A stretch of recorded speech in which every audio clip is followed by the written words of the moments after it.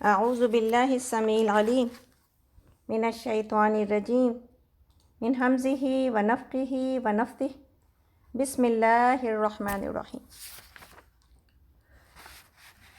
الحمد للہ رب العالمین الرحمن الرحیم مالک یوم الدین ایاک نعبد و ایاک نستعین اہدنا الصراط المستقیم اہدنا الصراط المستقیم اہدنا الصراط المستقیم صراط الذین انعمت علیہم غیر المغضوب علیہم ولا الضالین آمین۔ اللہ کی حمد و ثنا کے ساتھ سبحان اللہ و بحمدہ عدد خلقہ و رضا نفسہ و زینت عرشہ و مداد کلماتہ، اور نبی صلی اللہ علیہ وسلم کے اوپر درود اور سلام کے ساتھ اللہم صلی علی محمد وعلی آل محمد کما صلیت علی ابراہیم وعلی آل ابراہیم انکا حمید مجید، اللہم بارک علی محمد وعلی آل محمد کما بارکت علی ابراہیم وعلی آل ابراہیم انکا حمید مجید۔ اور اس دعا کے ساتھ کہ رب اشرح لی صدری ویسر لی امری واحلل عقدۃ من لسانی یفقہوا قولی واجعل لی وزیرا من اہلی ربنا زدنا علما ربنا زدنا علما ربنا زدنا علما اللہم فقہنا فی الدین اللہم فقہنا فی الدین اللہم فقہنا فی الدین اللہم انا نسألک علما نافعا ورزقا طیبا وعملا متقبلا آمین یا رب العالمین، آمین یا رب العالمین۔ السلام علیکم ورحمۃ اللہ وبرکاتہ۔ میرا نام نکھت حیدر ہے اور آج ہم لوگ انشاءاللہ تعالیٰ اپنی 23rd دور قرآن کی کلاس کی طرف چل رہے ہیں۔ آج انشاءاللہ ہم لوگ سورہ نور کی آیت نمبر 32 سے شروع کریں گے۔ سورہ نور، جس کے بارے میں عمر فاروق رضی اللہ عنہ نے کہا کہ اپنی عورتوں کو سورۃ الاحزاب اور سورہ نور ضرور پڑھاؤ، سکھاؤ، سمجھاؤ، جس میں عورتوں کی حیا اور ایک عورت ہونے کے اعتبار سے اللہ رب العالمین نے ہمارے اندر کیا اخلاقی معیار دیکھنا چاہتے ہیں اللہ تعالیٰ، یہ موجود ہے۔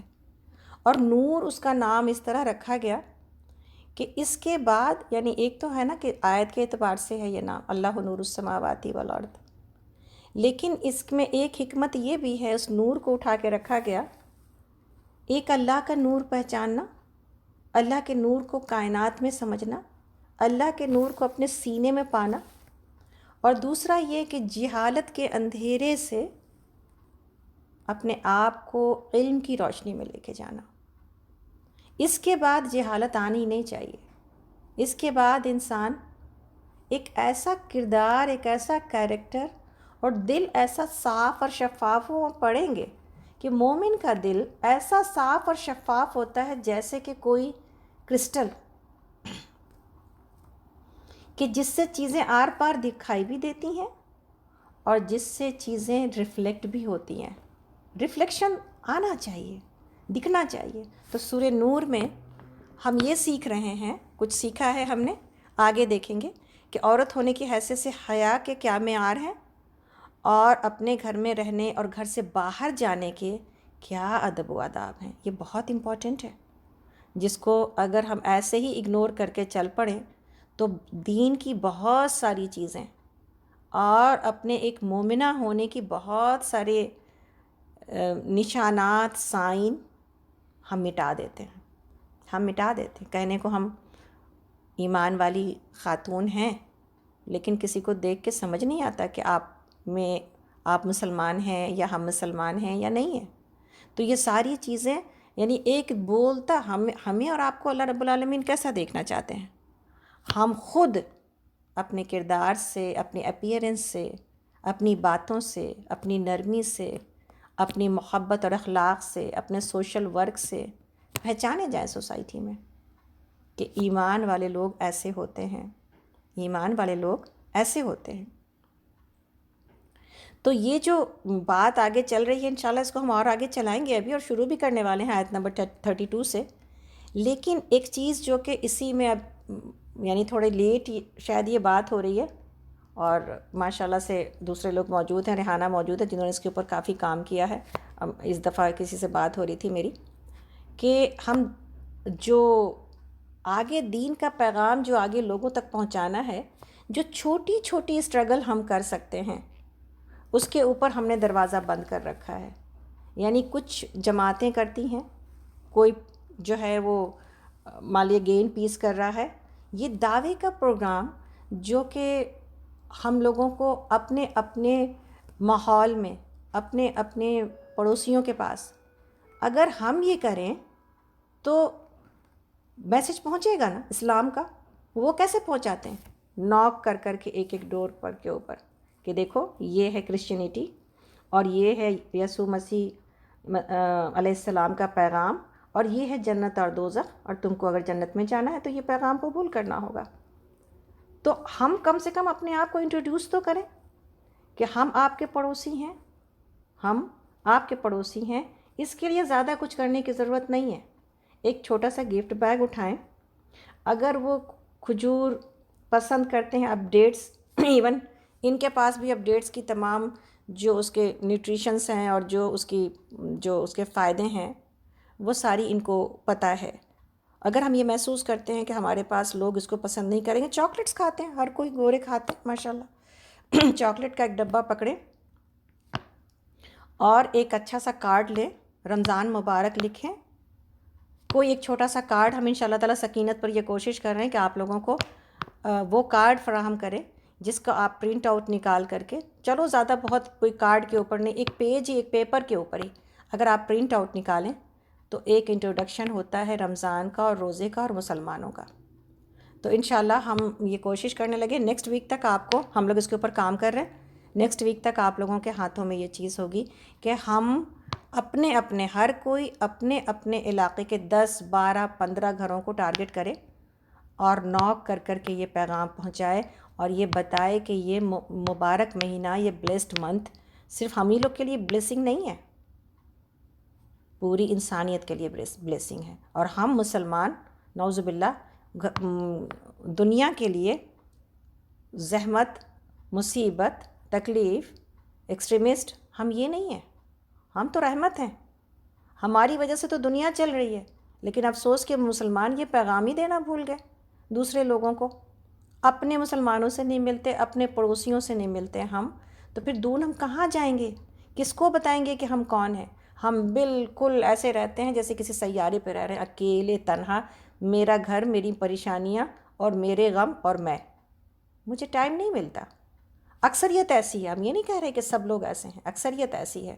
تو جو پیغام قرآن سے ہم سیکھ رہے ہیں اور دور قرآن سے جو چیز ہمیں سیکھنے کی ضرورت ہے، اور اب رمضان آ گیا، رمضان میں صرف مساجد کی طرف فوکس ہونے کی ضرورت نہیں ہے، بلکہ اپنے ارد گرد بھی دیکھنے کی ضرورت ہے کہ اب یہ نون ایک منتھ ہے جو پوری دنیا میں جانا جاتا ہے. کوئی نئی چیز نہیں ہے جس کو لے کے ہم اٹھ رہے ہیں. اب اس نون منتھ کو اور جانے ہوئی باتوں کو کیسے ہم اپنے دعویٰ کے ساتھ، اپنے اخلاق کے ساتھ، اپنی محبت کے ساتھ، پہلی بات تو محبت پہنچانا ہے نا. چلو کوئی پیغام اسلام کا نہیں بھی ہے، لیکن ہم مسلمان اگر کسی کو نہیں وہ پتہ ہو زیادہ، کہیں پتہ نہیں اب یہ کیسے ہوگا، کہاں پرنٹ ہوگا، نہیں ہو، کچھ کریں جس سے آپ اللہ کو یہ بتا سکیں، یا اللہ ہم یہ بتا سکیں، یا اللہ ہم نے کوشش کی تھی. تو جب یہ دروازہ کھولیں گے نا ذہن کا، یہ کھڑکی کھولے گی تو کوئی نہ کوئی آپ کو بھی سمجھ آئے گی، ہمیں بھی سمجھ آئے گی، اور دنیا میں یہ کام کرنے والے کر رہے ہیں الحمدللہ رب العالمین. تو یہ بہت ضروری ہے کہ اس کے بارے میں بات کی جائے تاکہ ہمارے ذہن کھلیں. اور اللہ نور السماوات والارض تو ہے ہی ہے، اس نور کو کی طرف رہنمائی کرنے کی ضرورت ہے ہمیں. جو قلب سلیم ہوتا ہے نا، وہ خود وہ راستہ پا لے گا انشاءاللہ تعالی. ہدایت ہمارے پاس تو نہیں ہے، لیکن ہدایت کی طرف رہنمائی کی ذمہ داری میرے پاس تو ضرور ہے نا. تو اور ہمارے پاس ہدایت کی ذمہ داری صرف یہی نہیں ہے کہ ہم مسلمانوں تک پہنچیں گے. ہمارے پاس ہدایت کی ذمہ داری ان لوگوں کے لیے خاص ہے جن کے پاس یہ ہدایت اور یہ کتاب ہدایت اور یہ کلمہ موجود نہیں ہے. تو انشاءاللہ تعالیٰ اس ٹاپک پہ بات کریں گے. لبنہ آپ سے بھی بات ہونی ہے میری اس ٹاپک کے اوپر، اور انشاءاللہ تعالیٰ تنویر آپا سے بھی بات ہوگی اس سلسلے میں، اور ریحانہ آپ سے بھی بات ہوگی انشاءاللہ تعالیٰ. تو یہ ساری چیزیں ہم لوگ کر کے نا انشاءاللہ ایک اچھا سی چیز بناتے ہیں، اور یہ آپ لوگوں کے اوپر یہ ایک فکر ڈالتے ہیں کہ آپ سب لوگ اس بارے میں سوچیے، ابھی سے تیاری شروع کیجیے انشاءاللہ تعالیٰ. تو ہم لوگ چلتے ہیں سورہ نور کی طرف، اور ہمیں امید ہے کہ سورہ نور سے آپ سب کو فائدہ ہو رہا ہے. جہاں پر ہم نے یہ چیزیں دیکھی کہ اللہ رب العالمین نے یہ کہا کہ عورتوں کو جو زینت کے اعتبار سے چند چیزیں سکھائیں اور چند باتیں بتائیں، وہیں پر جو ہے وہ ان کو یہ بتایا کہ ان کے باہر نکلنے کے آداب کیا ہوں گے. وہ اپنے اوپر چادر ڈالا کریں گی، ہے نا. تو ہمیں امید ہے کہ یہ بات آپ کو اور ہم کو سمجھ میں آ گئی ہوگی کہ میرے باہر نکلنے کے ادب و آداب کیا ہیں. ہم لوگ پڑھ رہے ہیں، اور یہ ذمہ داری سب کے اوپر عائد ہو جاتی ہے. جب آپ اور ہم قرآن پڑھیں، جس نے قرآن کے حکموں کو نہ مانا اور حرام کو حرام اور حلال کو حلال نہ کیا، اس کا قرآن کے اوپر کوئی ایمان نہیں ہے. تو ہمارا ایمان ہے الحمدللہ قرآن کے اوپر. آپ میں سے، ہم میں سے جتنے بھی لوگ، اگر اس وقت میری آواز 200 لوگوں تک جاتی ہے، اور بعد میں میری ریکارڈنگ کہاں کہاں جاتی ہے ہزاروں تک، تو اگر یہ بات میری آواز پہنچ رہی ہے آپ لوگوں تک، تو آپ یہ دیکھیں کہ جب قرآن یہ کہتا ہے اور اللہ رب العالمین کا یہ حکم ہے کہ بِخُمُرِہِنَّ عَلَى جُیُوبِہِنَّ، کہ اپنے اوپر چادر کے پلو لٹکا لیں، ڈال لیں، تو کیا میرا سر چھپا ہے، ڈھکا ہے؟ کیا میرا سینہ ڈھپا ہے؟ کیا میرا چہرہ ڈھکا ہے؟ یہاں پر تو اس طرح سے سورہ احزاب میں تو پردے کا واضح حکم موجود ہے، یہاں پر اس طرح سے نہیں موجود. لیکن اب ہیلتھ پوائنٹ آف ویو سے ماسک ہونا چاہیے میرے چہرے کے اوپر جب ہم باہر جاتے ہیں. تو یہ تینوں چیزیں اللہ کے حکم سے کریں. آپ کے اوپر ذمہ داری عائد ہو گئی.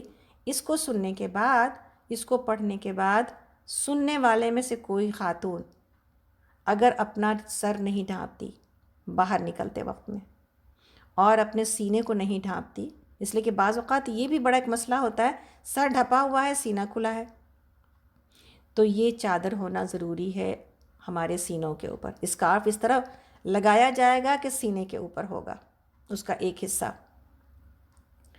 تو یہ موجود ہے کہ نہیں موجود ہے. اور چلو تب نہیں ہم چہرہ ڈھانپتے تھے، اب تو ہم مجبور ہیں اپنی جان بچانے کے لیے، رائٹ، کہ چہرہ ڈھانپیں اور یہ لگائیں، ماسک لگائیں. تو اس کی نیت ایک کر لیں گے نا.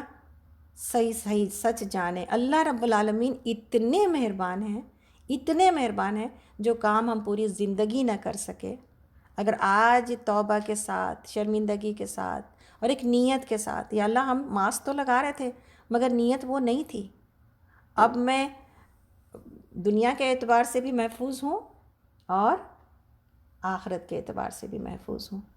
تو انصار کی کسی عورت نے اس آیت کو سننے کے بعد یہ نہیں سوچا کہ گرمی میں موٹی چادریں کیسے لی جائیں گی، یا ہم اتنا ڈھانپ کے کیسے چلیں. ان کو بھی عادت تھی کھلے رہنے کی، سوائے سر کے وہ کساوا باندھتی تھیں. تو سب نے اللہ کے حکم پر لبیک کہا ہے. میرے لیے اور آپ کے لیے یہ سوال پیدا ہوتا ہے، ہم پڑھ رہے ہیں، دور قرآن سے گزر رہے ہیں، اور ختم کر کے اٹھیں گے انشاءاللہ تعالیٰ ایک دن دعا کے ساتھ. میں کتنا تبدیل ہوئی ہوں اپنے لباس کے اعتبار سے، اس لیے کہ لباس میں بہت سارے لوگ ایسے ہیں جو بہترین اس کا اہتمام کرتے ہیں، لیکن اب بھی ہم میں سے بہت سارے لوگ ایسے ہیں جو ہر چیز اللہ کے اوپر رکھنے، اللہ کی آوازیں بلند کرنے، اللہ اکبر بولنے کے باوجود یہ نہیں جانتے کہ اللہ رب العالمین نے ہمارے لیے، ان کے لیے ڈریسنگ کیا پسند کی ہے. تو اللہ تعالیٰ نے کہا تقوی کے لباس میں آ جاؤ، وہ لباس جیسا لباس کہ اللہ ہمیں پہنے ہوئے دیکھنا چاہتا ہے. تو یہ آیت اپنے پاس لکھیے، لِيَضْرِبْنَ بِخُمُرِهِنَّ عَلَى جُيُوبِهِنَّ. میں اس آیت کا جواب دے رہی ہوں. یہ آپ کے لیے سوالیہ نشان ہے، یہ میرے لیے سوالیہ نشان ہے، اور اس بات کے لیے کہ اللہ رب العالمین نے عورتوں کے لیے جو اپنی زینت کو چھپا کے نکلنے کی، اور اس میں خوشبو شامل ہے، اس کا اہتمام کس طرح سے ہو رہا ہے. گھر میں خوشبو لگائیں، گھر میں اچھے لباس پہنیں، گھر میں میک اپ میں رہیں. اسی بات کو نبی صلی اللہ علیہ وسلم نے جو محرم کے اعتبار سے اور نامحرم کے اعتبار سے ہمیں کچھ ادب و آداب بتائے ہیں، اس میں آپ نے محرم رشتہ داروں کی غیر موجودگی میں دوسرے لوگوں کو، چاہے وہ رشتہ دار ہی کیوں نہ ہوں، کسی عورت سے تنہا ملنے اور اس کے پاس تنہا بیٹھنے سے منع فرمایا ہے. الون نہیں بیٹھا جائے گا کسی کے ساتھ، کسی نامحرم مرد کے ساتھ. اور نبی صلی اللہ علیہ وسلم نے فرمایا، جابر بن عبداللہ کی روایت ہے کہ جن عورتوں کے شوہر باہر گئے ہوئے ہوں ان کے پاس نہ جاؤ. اپنے صحابہ کو یہ کہا، کیونکہ شیطان تم میں سے ہر ایک شخص کے اندر خون کی طرح گردش کر رہا ہے. حدیث ہے، جو شخص اللہ اور روز آخر پر ایمان رکھتا ہو کبھی کسی عورت سے تنہائی میں نہ ملے جب تک کہ اس کے ساتھ اس عورت کا کوئی محرم نہ ہو، کیونکہ تیسرا اس وقت شیطان ہوتا ہے. اور نبی صلی اللہ علیہ وسلم نے ایک بار حضرت صفیہ کے ساتھ آپ تنہا جا رہے تھے، آپ اعتکاف میں تھے اور حضرت صفیہ آپ سے ملنے گئی تھی، اور آپ ان کو جب چھوڑنے کے لیے گھر جا رہے تھے واپسی میں، تو راستے میں دو مسلمان مل گئے، صحابی مل گئے نبی صلی اللہ علیہ وسلم کو. تو آپ نے کہا کہ یہ میرے ساتھ میری بیوی صفیہ ہیں. آپ نے یہ بات بتائی ان لوگوں کو خاص طور پر. تو انہوں نے عرض کیا کہ سبحان اللہ یا رسول اللہ، بھلا آپ کے بارے میں بھی کوئی بدگمانی کر سکتا ہے؟ تو آپ نے فرمایا، شیطان آدمی کے اندر خون کی طرح گردش کرتا ہے، مجھے اندیشہ ہوا کہیں وہ تمہارے دل میں کوئی برا گمان نہ ڈال دے. اور یہ تو برا گمان فوراً ڈلتا ہے، آپ کو پتہ ہے نا، آپ کے اپنے لیڈرز کے بارے میں، ٹیچرز کے بارے میں فوراً کوئی یا تو انسان ڈال دیتے ہیں، انسانوں میں شیاطین موجود ہوتے ہیں، یا پھر جو ہے وہ شیطان تو ڈالتا ہی ہے، وہ تو ہے ہی ہے موجود. تو یہ ادب و آداب ہے. دوسری چیز، آپ نے اس بات کو بالکل جائز نہیں رکھا کسی مرد کا ہاتھ کسی غیر محرم عورت کے جسم کو لگے. آپ مردوں سے تو ہاتھ پر ہاتھ کر کے بیعت لیتے تھے، ہاتھ میں ہاتھ لے کر کے، لیکن عورتوں سے بیعت لینے کا طریقہ آپ نے کبھی یہ اختیار نہیں کیا. اور حضرت عائشہ رضی اللہ عنہ کہتی ہیں کہ نبی صلی اللہ علیہ وسلم کا ہاتھ کبھی کسی غیر عورت کے جسم کو نہیں لگا. آپ عورتوں سے صرف زبانی عہد لیتے تھے. تو اب جو یہ ہینڈ شیک کا رواج یہاں پر ختم ہوا الحمدللہ رب العالمین. تو آپ دیکھیں کہ یہ کتنا بڑا مسئلہ تھا ہمارے بچوں کے لیے اور ہماری بچیوں کے لیے کہ اس کے بغیر ان کو ایجوکیٹڈ سمجھا نہیں جاتا تھا، اور اپنے آپ کو ایجوکیٹڈ شو کرنے کے لیے اور رسپیکٹفل شو کرنے کے لیے وہ اپنے ہاتھوں کو نامحرم کے ہاتھوں میں دینے کے لیے پر مجبور تھیں، یا ہمارے بچے مجبور تھے. تو اب اللہ کا شکر ہے الحمدللہ کہ اب یہ ہاتھ خود ہی سینے کے اوپر آ گیا دوسرے نامحرم کے ہاتھوں میں جانے کے بجائے. تو یہ معاملہ بھی بہت سیریس تھا اور ہے، اور ابھی بھی کہیں پر اس کے اب تو مواقع نہیں ہیں، لیکن ابھی بھی کہیں پر ہوں تو اس کو بہت سوچنے کی ضرورت ہے کہ ہاتھ نامحرم کے جسم کو لگنا. ایک حدیث ہے جس کا مفہوم یہ ہے کہ تمہارے سر میں لوہے کی کیل ٹھوک دی جائے، تمہارے سروں میں لوہے کی کیل ٹھوک دی جائے، اس سے بہتر ہے کہ تمہارا ہاتھ کسی نامحرم کے جسم کو لگے. تو آپ میں سے ہم میں سے کوئی پروفیشنل لیڈیز ہوں گی جو کہ اتنے دنوں سے کہیں پر جاب کر رہی ہوں گی یا کچھ ہوگا معاملہ، یا کہیں پر میری آواز پہنچ رہی ہوگی. اگر ایسا ہوا ہے پاسٹ میں تو توبہ کریں اللہ سے. نہیں پتہ ہوتی ہے انسان کو چیزیں، کیا یہ بھی منع ہے؟ انسان نہ سیکھتا ہے نہ جانتا ہے تو پتہ نہیں ہوتی. کم علمی کی وجہ سے اگر یہ ہو گیا ہے تو کم علمی کسی سزا کے لیے جو ہے نا وہ رکاوٹ نہیں بنتی. علم کیوں نہیں حاصل کیا؟ کتاب تو پیدائش کے وقت سے قرآن مرنے کے وقت تک ہمارے ہاتھوں میں تھا، تو کیوں نہیں سیکھا ہم نے کہ شریعت کیا ہے؟ صرف دنیا کے علم کے پیچھے اور پیسوں کے پیچھے کیوں بھاگتے رہے ہم نے ٹائم کیوں نہیں نکالا؟ اس لیے کہ ہم معاشرہ بناتی ہیں پاکیزہ عورتیں، چاہیں تو بگاڑ دیں چاہیں تو بنا دیں، چاہے تو دعوت نظارہ دے دے کے ہر مرد کو بے باک کر دیں اور گناہوں سے قریب ترین پہنچا دیں، اور چاہے تو اپنے آپ کو چھپا کر اور اپنے حیا کے پردے میں رہتے ہوئے معاشرے کو پاکیزگی عطا کر دیں. تو ہمارے لیے یہ بہت بڑا ایک دنیا کی زندگی ہمارے لیے بہت بڑی آزمائش ہے. مردوں کی آزمائش باہر کی دنیا میں رہ کے اپنے آپ کو پاکیزہ بنائے رکھنا ہے، اور عورتوں کی آزمائش اپنے حدود اور دائرے میں رہتے ہوئے ماحول کو پاکیزہ بنائے رکھنا ہے. تو یہ دونوں ذمہ داریاں ہیں۔ اسی طرح آپ نے جب بات ہو رہی تھی کہ تنہائی میں نہ ملو، اسی میں ایک بات آج کے اعتبار سے بھی ضروری ہے جاننا کہ پھر اسی طرح نامحرم مرد سے تنہائی میں باتیں کرنا، فون کے اوپر ہی صحیح۔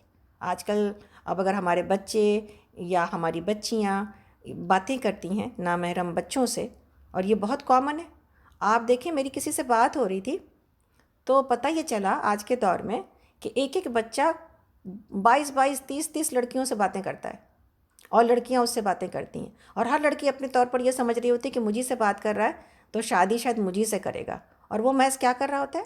Time pass. ٹائم پاس، کسی سے شادی نہیں کرتا، اور کسی کو یہ نہیں بتاتا کہ ہاں ٹھیک ہے میں سیریس ہوں، بات تو مطلب بتاتا تو ہے کہ وہ سیریس ہے، لیکن وہ اندر سے سمجھ رہا ہوتا ہے کہ محض گیم کھیل رہا ہے۔ تو یہ جو کھیل کھیلے جا رہے ہیں نعوذ باللہ، جس میں ہماری بچیاں اگر ملوث ہیں، ہمارے بچے ملوث ہیں، ہر کوئی دیکھے اپنے بچوں کے بارے میں پتہ رکھے اچھی طرح سے، اور اسی لیے جائز رشتے جلدی بنا کے دینے چاہیے، جلدی سے چینلائز کر دینا چاہیے اس پوری فیلنگز کو، ایموشنز کو، تاکہ بچے صحیح اور جائز مقامات کے اوپر جو ہے وہ اپنا راستہ پائیں۔ یہ بہت ضروری ہے یہاں کے دور میں، اور اسی لیے جلدی الحمدللہ بچوں کی شادیاں ماں باپ کر بھی رہے ہیں، بہت اللہ کا کرم ہے، یہ بات سمجھ میں آ گئی ہے۔ لیکن اس کے باوجود اس کو سمجھنا کہ دو چیزیں، کہ اپنے بچوں کو ذمہ دار اور ذمہ داری کے قابل بھی اٹھان دینا ہے تاکہ وہ ذمہ داری اٹھا سکیں، اور دوسرا یہ کہ ان کو باہر کی خرابیوں سے بھی بچانے کی کوشش کرنا ہے، اور بچوں کو یہ بتاتے رہنا ہے کہ یہ سب کچھ فون ہونے کی وجہ سے جتنا آسان لگتا ہے، اللہ کے نزدیک اتنا آسان نہیں ہے کہ ہم یہ حرکتیں کریں۔ اسلام نے ایک حد تک اجازت ضرور دی ہے، جس سے شادی کرنی ہے اس کے ساتھ بات کر لی جا سکتی ہے لوگوں کی موجودگی میں، اور سمجھا جا سکتا ہے، دیکھا جا سکتا ہے، لیکن اس درجے کی اجازت اسلام نے نہیں دی کہ انسان ایک کو چوز کرنے کے لیے ہزاروں سے باتیں کرے اور کسی کو چوز نہ کرے، ہے نا؟ تو اللہ رب العالمین سے معافی مانگنی چاہیے، انسان سیریس ہو کر کے ایک کو سمجھ کر کے اس کی طرف قدم بڑھا کے اپنی زندگی، اس لیے کہ بہت چوز کرنے نکلیں گے تو نہ لڑکیاں اپنے مرضی کی پا سکیں گی، نہ لڑکے اپنے مرضی کی پا سکیں گے، تو پھر کیا جو اللہ رب العالمین نے نکاح کے اندر دین کی حفاظت رکھی ہے وہ ہو سکے گا؟ اور پھر جو جنریشن کو بڑا کرنے کی اور تربیت دینے کی ضرورت ہے ہمیں، وہ ہو سکے گا؟ نہیں ہو سکے گا۔ تو یہ ایک چیز تو یہ بات پتہ چل گئی کہ کسی بھی نامحرم کو چھونا کس طرح سے منع ہے جو آپ کا محرم نہیں ہے۔ اسی طرح آپ نے عورت کو محرم کے بغیر سفر کرنے سے سختی کے ساتھ منع کیا، اور سفر سے مراد یہ ہے جس کو ہم سفر کہتے ہیں، جس کو ہم کہتے ہیں کہ ٹریولنگ ہے، ایک رات اور ایک دن کا سفر، خاص طور پر شریعت میں اس کو واضح کیا گیا کہ، اور حج کے لیے تو اسپیشلی، عمرہ کے لیے تو اسپیشلی، کوئی عورت اپنے محرم کے بغیر حج اور عمرہ نہیں کر سکتی۔ اگر آج کہیں پر یہ باتیں اب تو نہیں ہیں اس طرح، لیکن یہ بات معلوم ہونی چاہیے، اگر کسی نے پاسٹ میں کر رکھا ہے اللہ سے توبہ کرے اور معافی مانگے، اس لیے کہ یہ اللہ کے سراسر اللہ کی حکموں کی نافرمانی ہے، اور نافرمانی کر کے انسان کہتا ہے میں اجر کما جاؤں، تو وقت بھی گیا، پیسے بھی گئے، اور مشقت بھی گئی، اور کما کے کیا لائے ہیں؟ گناہ، سمیٹ کے کیا لائے ہیں؟ گناہ۔ اس کی اجازت نہیں ہے۔ محرم نہ ملے تو حج نہ کرو، عورت کے اوپر حج فرضی نہیں ہے اگر اس کے پاس محرم نہیں ہے، تو محرم کی کو سمجھنا بہت ضرورت ہے۔ ہم پیچھے پڑھا ہے محرم کون لوگ ہیں۔ تو اسی طرح یہاں پر یہ بات بھی نبی صلی اللہ علیہ وسلم نے فرمائی کہ عورت اور مرد کا جو ہے نا کہ گیدرنگ کہیں پر ملی جلی مکس گیدرنگ، اس کی اجازت بالکل نہیں ہے ہمارے دین میں، سپریٹ ہونا چاہیے ہمیشہ یہ معاملہ۔ اور اس کو مساجد میں بھی نبی صلی اللہ علیہ وسلم نے مساجد میں بھی اپنے وقت میں عورتوں کے لیے ایک الگ دروازہ بنا رکھا تھا، صحابہ کو روکے رکھتے تھے کہ جب تک کہ عورتیں نکل نہ جائیں اس وقت تک تم نہ نکلو۔ عورتوں کو یہ حکم دیا گیا کہ دیوار سے لگ کے نکلیں تاکہ وہ مردوں سے ٹکرا نہ جائیں۔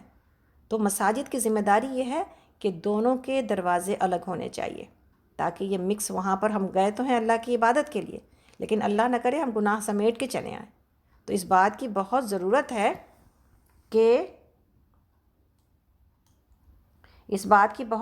ہے کہ لوگ جو ہے نا وہ مساجد بنانے والے لوگ اس بات کا خاص اہتمام کریں. صحیح ہے. اسی طرح اس بات کی ضرورت ہے کہ عورتوں کو روکا بھی نہ جائے مساجد سے. یہ نہ ہو کہ جی ہم عورتوں کو روک ہی دیا جائے جیسا کہ انڈیا پاکستان میں ہوا.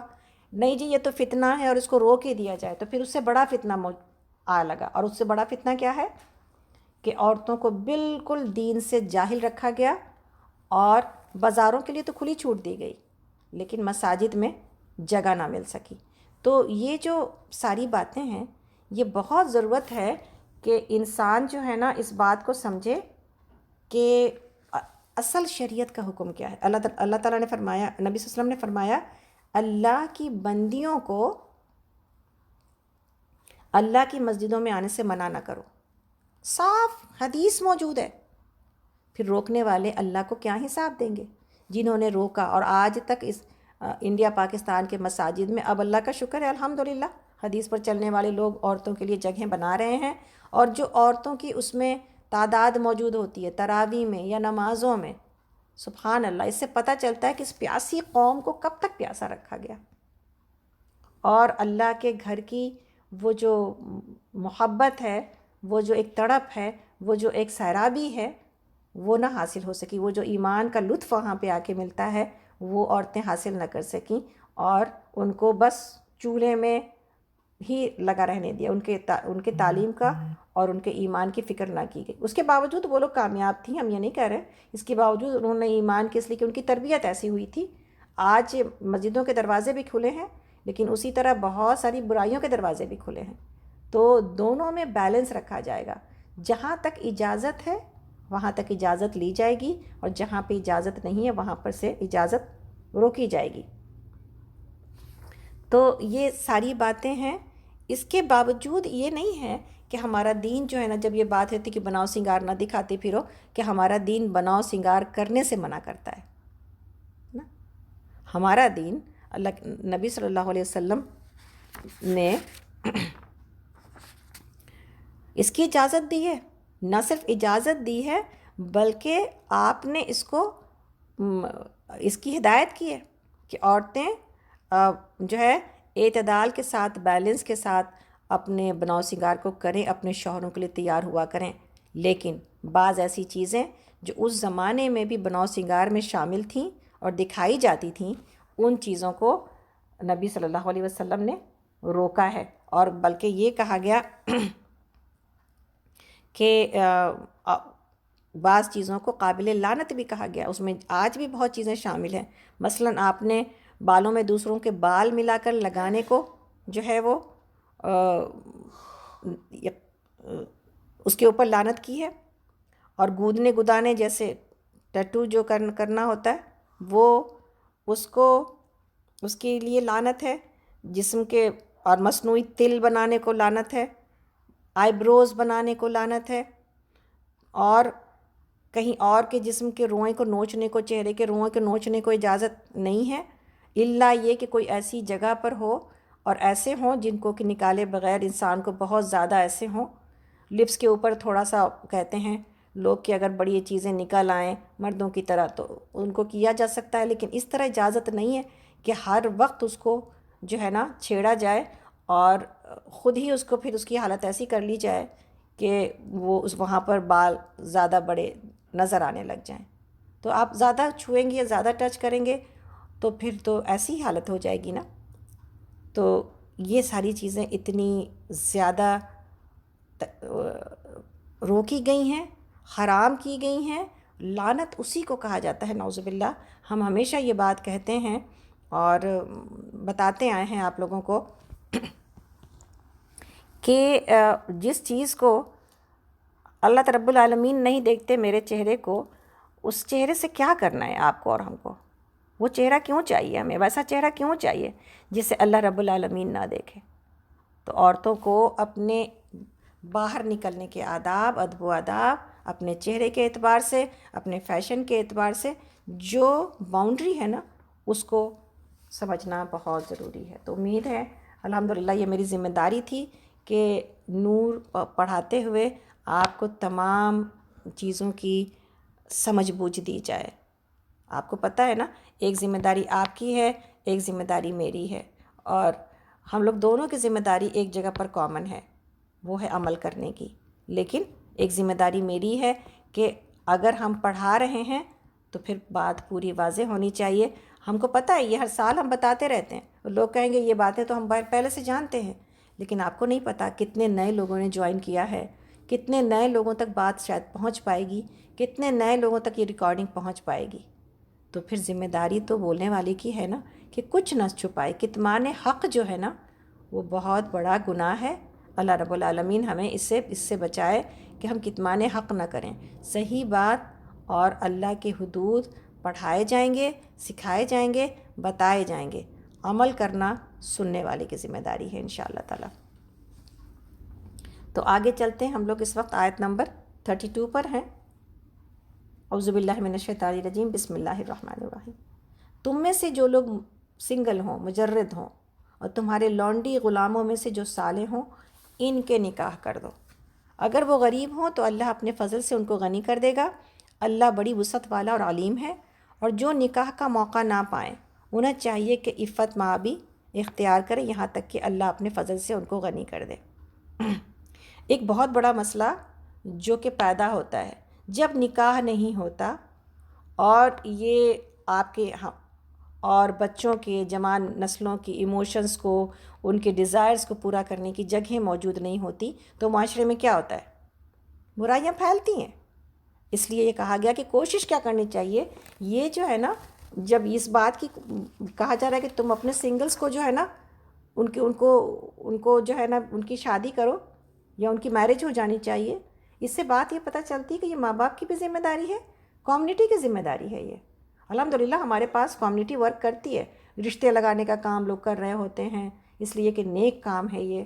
تو یہ رشتے لگانے کا کام کرنا بھی نیکی کا کام ہے، اور اس کی فکر اپنے بچوں کے ساتھ ساتھ دوسروں کے بچوں کی بھی کرنا یہ بھی ضروری ہے، تاکہ بچے اس طرح اپنی شادی شدہ زندگی میں جا کے سکون پائیں۔ جیسا کہ وہ حدیث موجود ہے، جس نے نکاح کر لیا اس نے اپنے آدھے دین کو محفوظ کر لیا۔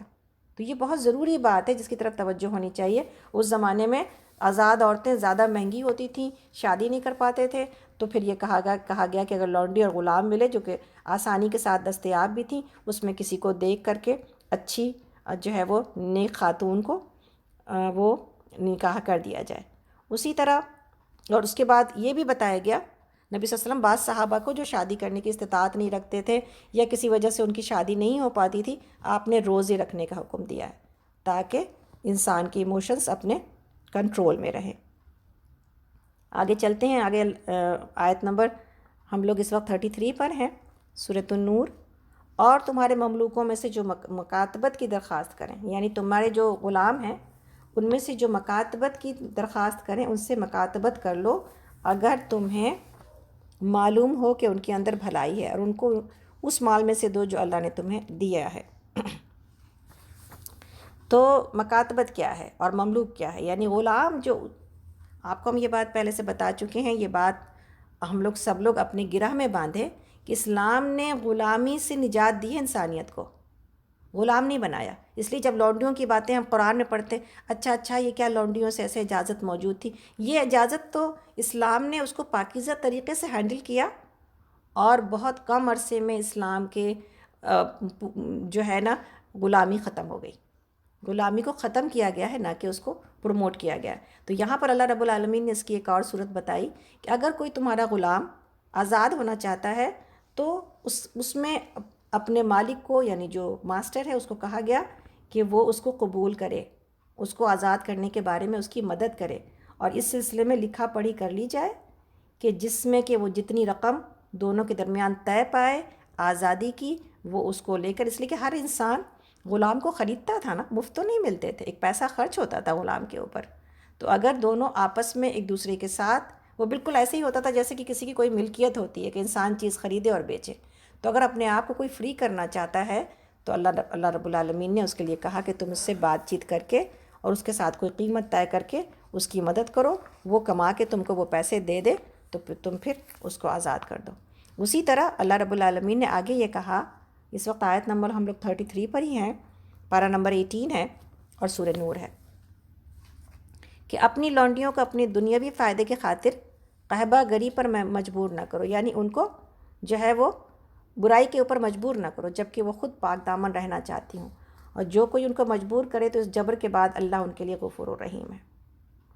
تو یہاں جو پیچھے بات ہو رہی تھی آج غلام کے بارے میں، انشاءاللہ اس بات کو بھی ہم آگے سمجھائیں گے کہ یہ جو تحریک چلائی اسلام نے غلاموں کو آزاد کرنے کی، اس میں نبی صلی اللہ علیہ وسلم نے خود 63 سے زیادہ غلام آزاد کیے ہیں۔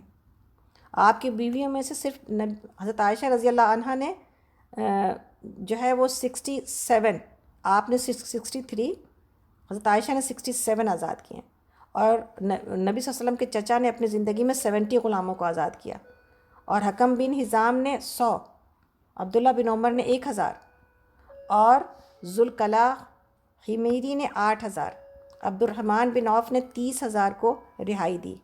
ایسے ہی دوسرے واقعات صحابہ کی زندگی میں ملتے ہیں جنہوں نے کہ نہ صرف یہ کہ اپنے غلام کو آزاد کیا بلکہ خود غلاموں کو خرید کے آزاد کیا، جس میں ابوبکر صدیق رضی اللہ عنہ کا نام سب سے آگے ہے۔ تو یہ جو اسلام نے جو غلامی کے اعتبار سے جو مہم چلائی، اس میں کتنی سارے جو گناہ تھے، اس میں کیا کہا گیا کہ سب سے پہلا گناہ کا کفارہ کیا ہے؟ غلام کو آزاد کیا جائے، غلام کو آزاد کیا جائے۔ اس طرح بہت سارے گناہوں کے کفارے کی صورت میں غلام آزاد ہوئے۔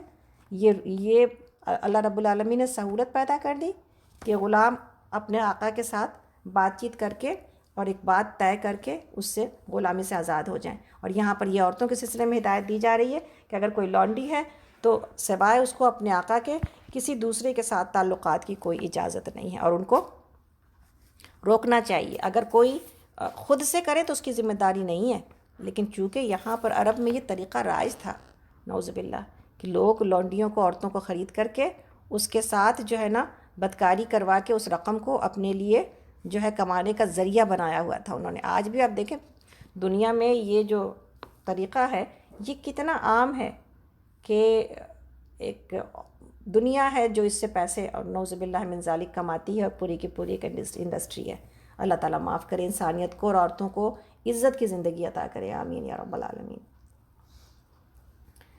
اللہ تعالیٰ فرماتے ہیں، اس وقت آیت نمبر 34 پر ہیں ہم لوگ، ہم نے صاف صاف ہدایت دینے والی آیات تمہارے پاس بھیج دی ہیں، اور قوموں کی عبرتناک مثالیں بھی ہم تمہارے سامنے پیش کر چکے ہیں جو تم سے پہلے ہو گزری ہیں، اور وہ نصیحتیں بھی ہم نے کر دی ہیں جو ڈرنے والوں کے لیے ہوتی ہیں۔ آگے اب آیت آ رہی ہے، آیت نمبر 35، جو بہت مشہور ہے اور جو کہ یہاں پر ماشاءاللہ اس سورہ کا نام کی وجہ بھی بنی ہے کہ اللہ آسمان اور زمین کا نور ہے، اللہ نور السماوات والارض، اور کائنات میں اس کے نور کی مثال ایسی ہے جیسے ایک طاق میں رکھا ہوا چراغ ایک فانوس میں ہے، یعنی ایک شینڈیلیر میں۔ فانوس کا حال یہ ہے کہ جیسے کہ موتی کی طرح چمکتا ہوا تارا شائن کر رہا ہے، بالکل ایسے جیسے پرل شائن کرتا ہے، اور وہ چراغ زیتون کے ایک ایسے مبارک درخت کے تیل سے روشن کیا جاتا ہو جو نہ شرقی ہو نہ غربی، جس کا تیل آپ ہی آپ بھڑکا پڑتا ہے، آگ اس کو نہ لگے۔ اس طرح روشنی پر روشنی اور بڑھنے کے تمام اسباب جمع ہو گئے ہیں، یعنی اس طرح روشنی پر روشنی بڑھانے کے تمام اسباب جمع ہو گئے کہ نور علی نور، نور پر نور ہے۔ ایک تو وہ خود نور ہے، اور دوسرے کیا ہے، وہ اس نور کو ریفلیکٹ بھی کر رہا ہے، تو نور کے اوپر نور ہے۔ اللہ اپنے نور کی طرف جس کو چاہتا ہے رہنمائی فرماتا ہے، وہ لوگوں کو مثالوں سے بات سمجھاتا ہے اور ہر چیز سے خوب واقف ہے۔ اس کے نور کی طرف ہدایت پانے والے ان گھروں میں پائے جاتے ہیں جنہیں بلند کرنے کا اور جن میں اپنے نام کی یاد کا اللہ نے اذن دیا ہے۔ ان میں سے ایسے لوگ صبح شام اس کی تسبیح کرتے ہیں جنہیں تجارت، خرید و فروخت اللہ کی یاد سے اور اقامت نماز سے اور ادائے زکوٰۃ سے غافل نہیں کر دیتی۔ وہ اس دن سے ڈرتے رہتے ہیں جس میں دل الٹنے اور دیدے پتھرا جانے کی نوبت آ جائے گی، اور یہ سب کچھ اس لیے کرتے ہیں تاکہ اللہ ان کے بہترین اعمال کی جزا ان کو دے اور مزید اپنے فضل سے نوازے۔ اللہ جسے چاہتا ہے بے حساب دیتا ہے۔ اس کے خلاف جنہوں نے کفر کیا ان کے اعمال کی مثال ایسی ہے جیسے دشت بے آب میں، یعنی ایسی جگہ جہاں پر پانی موجود نہیں ہے، صحرا ہے، ڈیزرٹ ہے، سراب کے پیاسا اس کو پانی سمجھے ہوئے، سراب جو کہ ڈیزرٹ میں دکھائی دیتا ہے کہ جہاں پر پانی موجود نہیں ہوتا لیکن پانی جیسا دکھتا ہے، اس کو پانی سمجھے ہوئے، مگر جب وہاں پہنچا تو کچھ نہ پایا۔ وہاں اس نے اللہ کو موجود پایا جس نے اس کا پورا حساب چکا دیا، اور اللہ کو حساب لیتے دیر نہیں لگتی۔ یا پھر اس کی مثال ایسی ہے جیسے گہرے سمندر میں اندھیرا کہ اوپر ایک موج چھائی ہوئی ہے، اس کے اوپر ایک اور موج، اور اس کے اوپر بادل، تاریکی پر تاریکی چھائی ہوئی ہے۔ آدمی اپنا ہاتھ نکالے تو اسے بھی نہ دیکھنے پائے۔ جسے اللہ نور نہ بخشے اس کے لیے پھر کوئی نور نہیں ہے۔ کیا تم دیکھتے نہیں ہو کہ اللہ کی تسبیح کر رہے ہیں وہ سب جو آسمانوں میں ہیں اور زمین میں، پرندے جو پر پھیلائے اڑ رہے ہیں، ہر ایک اپنی نماز اور تسبیح کا طریقہ جانتا ہے، اور یہ سب جو کچھ کرتے ہیں اللہ اس سے باخبر رہتا ہے۔ آسمانوں اور زمین کی بادشاہی اللہ ہی کے لیے ہے اور اسی کی طرف سب کو پلٹنا ہے۔ تو یہاں پر اللہ رب العالمین یہ فرما رہے ہیں کہ اللہ رب العالمین کائنات کا نور ہے، اور نور جو ہے نا وہ ایک طاق میں رکھا ہوا ہے۔ یہاں پر جو طاق کی اور فانوس کی مثال دی گئی شینڈیلیئر کی، اس سے مراد پورا یونیورس بھی ہے کہ کائنات میں اللہ کا نور پھیلا ہوا ہے، اور یہاں پر جو ہے وہ شینڈیلیئر کی مثال جو ہے نا مومن کے دل سے کی گئی ہے کہ جس میں اللہ کا نور یعنی چراغ جو ہے وہ اللہ کی یاد ہے اور اللہ کا نور ہے، اور وہ مومن کے سینے میں دل میں موجود ہے۔ اور پھر یہ دل جو ہے نا ایک دوسرے فانوس میں ہے، اور پھر وہ فانوس ایک طاق میں رکھا ہوا ہے چراغ، اور چراغ پھر ایک فانوس میں، یعنی مومن کا سینہ ہے سارے کا سارا جس کے اندر یہ چراغ موجود ہے۔ اور اس میں اس کو ہدایت کی روشنی جب پہنچتی ہے تو اس کے اندر یعنی چراغ سے جو تشبیہ دی گئی ہے اس میں چراغ کس سے جلتا ہے؟ تیل سے۔ آگ کیسے لگ جاتی ہے؟ تیل سے۔ تو کچھ تیل ایسے ہوتے ہیں جس کو آگ لگانے کی ضرورت نہیں ہوتی ہے، جو خود پکڑ کے آگ لے لیتا ہے۔ مثال آپ سب کو پتہ ہی ہے، دنیا کے اعتبار سے دیکھیں تو پیٹرول کس طرح لیتا ہے، پکڑ کے آگ کو کھینچ لیتا ہے اپنی طرف۔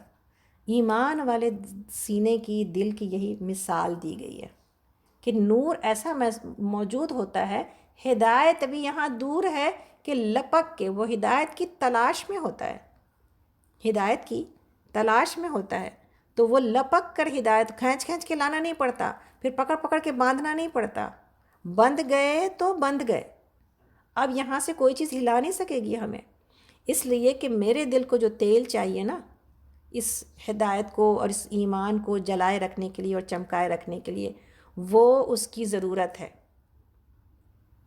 تو پھر وہ اپنی اس ایمانی زندگی کو، جس طرح کھانے سے انسان جو ہے وہ کبھی سیر نہیں ہوتا، اور کوئی نہیں کہتا کہ مجھے کھانا نیکسٹ ٹائم نہیں چاہیے، کوئی کہتا ہے دن بھر میں 3 بار جب چاہیں کھا لے سکتے ہیں۔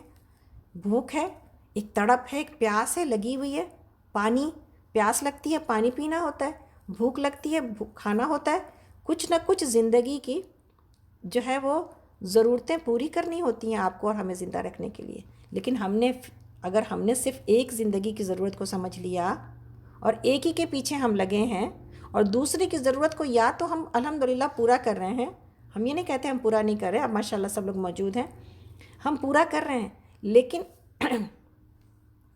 انڈر ڈوز دیں گے نا، انڈر ڈوز کہ ڈوز جتنی پڑنی چاہیے اس دنیا کے فتنے سے اپنے آپ کو بچائے رکھنے کے لیے، دنیا کے گہما گہمی میں اور مصروفیت میں گم ہو جانے سے بچنے کے لیے، اس زندگی میں اللہ کو یاد رکھتے ہوئے تقویٰ کی زندگی گزارنے کے لیے جو ڈوز چاہیے نا، وہ اگر ڈوز نہیں ملے گا تو پھر زیادہ چانسز یہی ہے کہ ہم اور آپ اس میں لوز کر بیٹھیں گے، اس لیے کہ ڈوز کی بہت زیادہ ضرورت ہوتی ہے۔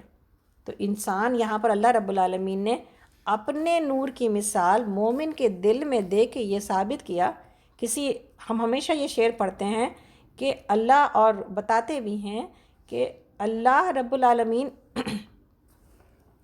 کائنات کا نور ہے، پوری کائنات اس سے لبریز ہے، اس نور سے، لیکن اللہ رب العالمین نے مومن کے دل کو اتنی کیپیسٹی عطا کر رکھی ہے، اتنی صلاحیت دے رکھی ہے میرے اور آپ کے دل کو کہ یہ نور سارے کا سارا اللہ کے اللہ کا یہ نور سارے کا سارا ہمارے سینوں میں سما سکتا ہے۔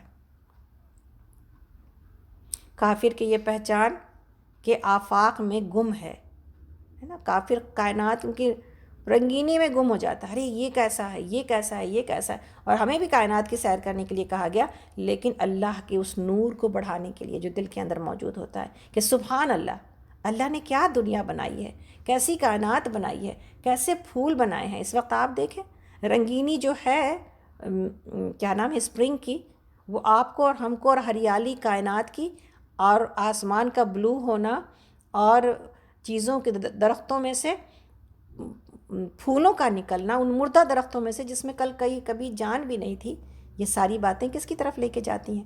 اللہ کی طرف لے کے جاتی ہیں۔ تو مومن کی یہ پہچان کے آفاق میں گم ہے۔ مومن تو پھول تک ہی، جو کافر ہے وہ پھولوں تک ہی اٹک کے رہ جاتا ہے، اور کائنات کی اس بڑائی تک میں ہی اٹک کے رہ جاتا ہے۔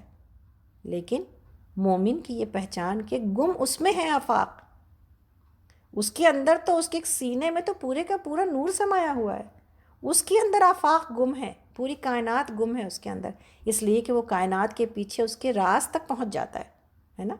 تو یہ ہے اصل بات جو میرے سینے میں ہونی چاہیے کہ میرے پاس ایمان ہے، الحمدللہ میں نمازوں کی پڑھنے والی، میں روزے رکھنے والی، اور ہم میں سے بہت سارے لوگ الحمدللہ ہم سب ایسے ہی مسلمان ہیں، لیکن یہ ریفلیکٹ ہونا چاہیے، یہ نور ریفلیکٹ ہونا چاہیے، یہ ہے۔ اور اس نور کو مستقل ہدایت کا ڈوز ملتے رہنا چاہیے، نہیں تو گم ہو جائیں گے۔ دنیا اتنی اپنے اندر ایبزارب کرنے والی ہے آج کی۔ نبی صلی اللہ علیہ وسلم نے جب معراج میں ایک بوڑھی خاتون کو دیکھا تھا تو پوچھا تھا کہ یہ کون ہے، تو انہوں نے کہا تھا، جبرائیل علیہ السلام نے بتایا کہ یہ جو ہے نا یہ دنیا ہے۔ تو یہ دنیا کی جو وہ بوڑھی عورت جس نے اپنے آپ کو سجا سنوار رکھا ہے بہت زیادہ، یہ دنیا ہے۔ اور دنیا کا کیا ہے معاملہ کہ جتنی جتنی بوڑھی ہوتی جاتی ہے اتنی اتنی اس کی سجاوٹ بڑھتی جاتی ہے، اور جتنی جتنی سجاوٹ بڑھتی جا رہی ہے آپ دیکھیں اتنا اتنا کیا ہو رہا ہے، فتنہ بڑھتا جا رہا ہے، اٹریکشن بڑھتا جا رہا ہے۔ ٹائم نہیں ہے، زندگی ہے لیکن اتنی تیزی سے خرچ ہو رہی ہے، میرے پاس تو اتنا ہی سا ٹائم بچا ہے، اب اس ٹائم کے اندر ہم دنیا میں خرچ ہو جائیں، ہم دنیا سے اپنے آپ کو بچا کے لے جائیں، ہم بیکار کاموں میں اپنے آپ کو لگا دیں۔ ابھی رمضان کا مہینہ جس کام کا متلاشی ہے، اور جو کام ہمیں اور آپ کو کرنے کی ضرورت ہے، جو جہاں بیٹھا ہے اس کو کیا کام کرنے کی ضرورت ہے؟ صرف یہی نہیں ہے کہ ہم نے اپنے آپ کو دور قرآن میں لگا رکھا ہے جناب، اپنی ذات تک بھی کنٹرول مشکل ہو گیا۔ لوگ ہمیں نچا رہے ہیں، لوگ ہمیں پھرا رہے ہیں، اور ہمیں نہیں اندازہ ہوتا ہے کہ میرا کتنا بڑا نقصان ہو رہا ہے۔ صرف اتنا ہی نہیں ہے کہ میں نے اپنے آپ کو لگا رکھا ہے، بلکہ اس سے آگے بڑھ کے کہ میں نے ایک دنیا لگا رکھی ہے اس کے ساتھ، ہے نا۔ یہ ہے، یہ کمال نہیں ہے کہ ہم چل رہے ہیں، کمال یہ ہے، اور ہمیں امامت عطا کی گئی ہے کہ میرے ساتھ ایک دنیا چلے۔ ہر ایک کے پاس یہ جو ہے ذمہ داری تو ہے ہی ہے، ذمہ داری سے انسان بوجھل ہو جاتا ہے، اچھا میرے اوپر تو کیا کیا ذمہ داریاں ہم اور آپ اٹھائیں گے۔ میرے اور آپ کے اندر یہ صلاحیت دی گئی ہے، ہم میں سے ہر ایک لیڈر ہے، ہر ایک کے پاس صلاحیت موجود ہے، تو پھر اس صلاحیت کا امتحان تو ہوگا نا۔ دنیا میں دیا گیا ہے، ہم کو آپ کو مواقع دیے جاتے ہیں، ہم اور آپ کھیل میں لگے ہوتے ہیں، ہمیں اور آپ اس کی سنجیدگی کا پتہ نہیں ہوتا۔ ہم جہاں پر ہیں وہاں پر ہم ہمیشہ یہ بات کہتے ہیں کہ مومن ماحول کا اسیر نہیں ہوتا، غلام نہیں ہوتا، ایمان والا ماحول بناتا ہے، پیدا کرتا ہے۔ اتنا تو ہمارے ایمان میں حرارت ہونا ہی چاہیے، اتنا تو ہمارے ایمان میں حرارت ہونی چاہیے کہ اگر اس گرم کوئلے کو برف کے اوپر بھی پھینک دی جائے، اب کوئلہ بیچارہ تو آپ دیکھیں برف میں پھینکا جائے اس کی حیثیت ہی کیا ہے، لیکن کم سے کم اتنی حرارت تو ہو کہ اپنے ارد گرد کی برف کو پگھلا دے، ہے نا۔ چین سے سو رہا تھا میں، کس نے مجھے جگا دیا، جگا دے اپنے ارد گرد کے لوگوں کو۔ یہ ذمہ داری ہے ہم میں سے ہر ایک کی، آپ میں سے، ہم میں سے ہر کوئی لیڈر ہے، یہ ایک کی، دو کی، تین کی۔ کسی کو اچھا بولنا آتا ہے، کسی کے پاس علم ہے تو وہی کرے گا یہ کام۔ ہم میں سے ہر کو بولنا آتا ہے، اگر ہم میں سے ہر کو ہانڈی پکانے آتی ہے، ہم میں سے ہر کو کچن کا کام کرنے آتا ہے، تو ہم میں سے ہر کوئی لیڈر ہے اور یہ کام بھی کر سکتا ہے. اس لیے کوئی یہ نہ کہے کون جب لڑکیاں ہاتھ اٹھاتی ہیں کھانا پکانے نہیں آتا تو ہم کتنا ہنستے ہیں تو لڑکی ہے تو کھانا کیوں نہیں پکانے آتا, ماں نے سکھایا کچھ کیوں نہیں تھا. تو اگر ہم یہ کہیں کہ ہمیں یہ کام کرنا نہیں آتا تو پھر ہمیں بھی اپنے اوپر ہنسنا چاہیے کہ پھر ہم یہ بول کیا رہے ہیں, ہم نے کیوں نہیں سیکھا, ہم نے کیوں نہیں علم حاصل کیا. 2 جملے تو اسی لیے آپ کو انسٹیٹیوٹ میں جو بلایا جاتا ہے نا, اس لیے بلایا جا رہا ہے کہ جب آپ وہاں پر لرن کریں گے ہم اور آپ اور سیکھیں گے تو پھر یہ زبان خاموش نہیں رہے گی, پھر یہ زبان بولے گی. اس لیے کہ اندر میں کوئی چیز جائے گی, سراہی میں پانی بھرا ہو تو سراہی سے پانی نکلے نا, جب کچھ موجود ہی نہیں ہے تو پھر نکلے گا کیا. تو سراہی کے اندر پانی ڈالا جائے گا تو نکلے گا اس میں سے. یہاں پر سن کے بھی ہدایت ملتی ہے, لیکن جو سیکھ کر ہدایت ملتی ہے اس میں انسان کے اسکل, یہ جو لیڈرشپ کوالٹی ہے نا وہ پیدا ہوتی ہے, وہ زندہ ہوتی ہے. جب ان پٹ اتنا ہونے لگتا ہے تو پھر آؤٹ پٹ بھی ہونے لگ جاتا ہے.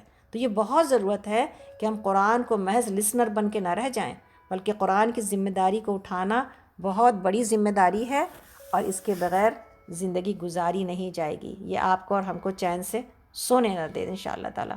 دنیا میں یہی دل چاہتا ہے. ابھی روزے میں تو ہر ایک کا دل صبح میں ارے بھائی کہاں یہ آج دور قرآن ہے, ہم بھی سو رہے تھے تو پھر ہم کو بھی لگ رہا تھا اللہ اکبر ابھی تو ہم کو جانا ہے, آج سنڈے کا دن ہے, آج چھٹی ہوتی تھی لیکن اب چھٹی بھی نہیں ہے.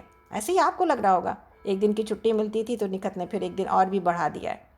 لیکن یہ کھینچنا اپنے آپ کو اور یہاں تک لانا یہی مقصد حیات ہے. اپنے آپ کو پش کیا جائے گا. مجاہدہ مشقت جس کے بغیر جنت حاصل نہیں کی جا سکتی. انشاءاللہ تعالیٰ یہاں پر آنے کا دل نہیں چاہے گا, لیکن جب آ جاتے ہیں تو پھر آپ کو یہ جو نور, یہ جو چراغ کو جب تیل ملنے لگتا ہے تو پھر آپ دیکھیں کیسا دل چاہتا ہے. پھر جانے کا دل نہیں چاہتا, انسان کا دل چاہتا ہے ابھی اور بولیں, ابھی اور سنیں, ابھی اور یہیں پر پڑے رہیں.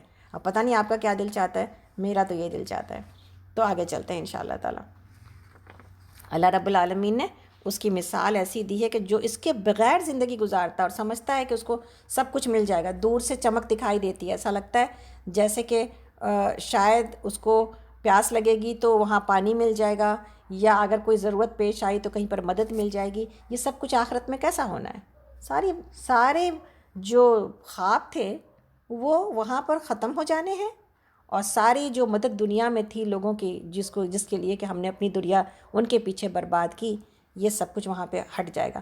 تو یا تو اگر صحرا میں کوئی ہے, ڈیزرٹ میں ہے, تو وہاں پر معاملہ ایسا ہے کہ جو چیز دکھائی دے رہی ہے وہ موجود نہیں ہے, اور اگر اندھیرے میں وہ سمندر میں اور دریا میں ہے تو پھر ایسا اندھیرا, اس کی جہالت اور اس کا جو کفر ہے وہ گویا ایسا ہے جیسے کہ سمندر میں کوئی اندھیرے میں سفر کرتا ہے. اور اللہ رب العالمین نے جو یہ مثال یہاں پر سورہ نور میں سمندر کے سفر کی دی ہے کہ اتنا اندھیرا ہوتا ہے اندھیرے سفر میں. اب تو ظاہر ہے ویسا وقت موجود نہیں ہے, لیکن جب ایسا دور تھا کہ چراغ موجود نہیں تھا, لائٹیں اس طرح موجود نہیں ہوتی تھیں, اور کبھی اگر اندھیروں کی وجہ سے یا طوفان کی وجہ سے جو سمندر کے جہاز ہوتے تھے اس کے اندر کے چراغ بجھ جاتے تھے, تو پھر جو اندھیرا موجود ہوتا تھا وہ ایسا کہ ہاتھ نکالو, ہاتھ دیکھنا چاہے آدمی اپنا ہی ہاتھ تو دکھائی نہ دے. اسی آیت کو سن کر کے ایک سیاح نے, جو ایک سمندری سفر کرنے والا انسان تھا, اس آیت کی وجہ سے ایمان لے آیا تھا, اور اس نے یہ پوچھا تھا کہ کیا نبی صلی اللہ علیہ وسلم نے, پروفٹ محمد صلی اللہ علیہ وسلم نے کبھی کوئی سمندر کا سفر کیا تھا؟ لوگوں نے بتایا کہ نہیں, انہوں نے تو کبھی سمندر کا سفر ہی نہیں کیا. تو انہوں نے کہا کہ یہ آیت بغیر کسی ایسے انسان کے ہو نہیں سکتی, یہ ضرور اللہ کا کلام ہے جو سمندر کے اس اندھیرے کو جانتا ہے, اور اس انسان کے منہ سے نکلا ہے جس نے کہ یہ اندھیرا نہیں دیکھا, تو ضرور کوئی ذات ہے جس کا کلام ہے جو سارے رازوں کو سے واقف ہے. تو سبحان اللہ, آپ دیکھیں کہ یہ جو چیزیں ہیں نا, یہ اس طرح جب جس کو نور ہدایت ملنا ہوتا ہے, قلب سلیم کے لیے ایک آیت کبھی کبھی کافی ہو جاتی ہے. ہم ہدایت کے پیچھے بھاگ رہے ہوتے ہیں اور ہم کہتے ہیں ہدایت چاہیے, لیکن یہ نہیں سمجھ میں آتا کہ ہدایت تو ایک آیت میں موجود ہوتا ہے, والعصر ان الانسان لفی خسر الا الذین آمنوا وعملوا الصالحات وتواصوا بالحق وتواصوا بالصبر. زیادہ دور جانے کی ضرورت نہیں ہوتی, ہدایت لینا چاہیں ایک ایک آیت کے اندر, اللہ نور السماوات والارض ہے نا.